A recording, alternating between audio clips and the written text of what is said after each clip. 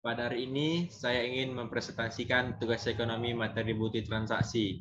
Nama saya Januar David Utagaol, saya dari kelas 12 IP1 SMA Metode 1 Medan.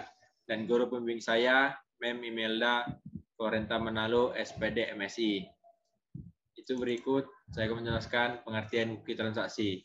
Bukti transaksi adalah dokumen sebagai tanda bukti yang mendukung serta mengesahkan atas transaksi yang dilakukan atau tanda bukti adanya kewajiban pada pihak lain yang masih harus dilaksanakan. Yang kedua, itu fungsi bukti transaksi. Ada beberapa fungsi bukti transaksi dalam perusahaan, yaitu yang pertama, mengetahui pihak-pihak yang terlibat sehingga memudahkan bank keuangan untuk mengkonfirmasi transaksi tersebut. Dan yang kedua, sebagai dasar pencatatan keuangan dalam akuntansi karena memuat data keuangan yang mempengaruhi posisi harta, kewajiban, dan modal perusahaan. Yang ketiga, menghindari adanya duplikasi dalam pengumpulan atau pencatatan data keuangan. Dan yang keempat, meminimalisasi kesalahan yang bisa saja terjadi karena tidak adanya bukti transaksi. Dan kedua, adapun pembagian jenis bukti transaksi, yaitu yang pertama, bukti transaksi internal. Bukti transaksi internal adalah bukti dari transaksi yang dilakukan di internal perusahaan saja. Contoh bukti transaksi internal antara lain memo, bukti kas keluar, dan bukti kas masuk. Kedua, bukti transaksi eksternal. Bukti transaksi eksternal adalah bukti transaksi antara perusahaan dan pihak luar yang mempengaruhi posisi keuangan. Contoh, bukti transaksi internal antara lain kwitansi, faktur, nota kredit, nota debit, dan nota kontan.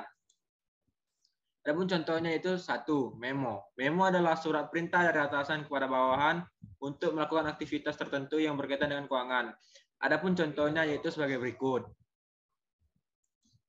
Yang kedua, bukti kas keluar. Bukti kas keluar adalah bukti yang dikeluarkan bagian keuangan sebagai tanda telah terjadi aliran kas keluaran dari perusahaan. Adapun contohnya itu sebagai berikut. Yang ketiga, bukti kas masuk. Bukti kas masuk adalah bukti yang dikeluarkan bagian keuangan sebagai tanda telah terjadi aliran-aliran kas masuk ke perusahaan. Adapun contohnya yaitu sebagai berikut. Kwitansi. Kwitansi adalah bukti bahwa perusahaan telah menerima atau membayar sejumlah uang. Yaitu bisa kita lihat contohnya sebagai berikut. Dan selanjutnya faktur. Faktur adalah bukti transaksi penjualan atau pembelian secara kredit alias tidak tunai. Adapun contohnya yaitu sebagai berikut. Nota kredit.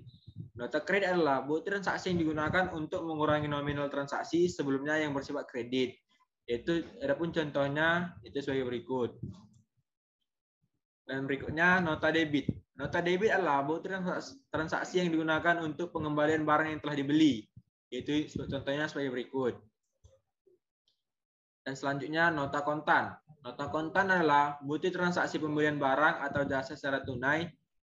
Nota kontan dikeluarkan oleh penjual. Itu contohnya sebagai berikut. Dan demikianlah hasil presentasi saya. Bila ada kesalahan kata atau tingkah laku, mohon dimaafkan. Sekian dan terima kasih.